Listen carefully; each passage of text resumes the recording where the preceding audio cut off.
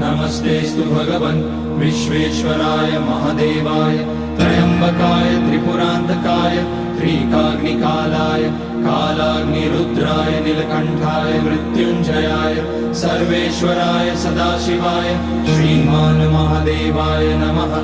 ॐ नमः शम्भवाय च मयोभवाय च नमः शङ्कराय च मयस्कराय च नमः शिवाय च शिवतराय च।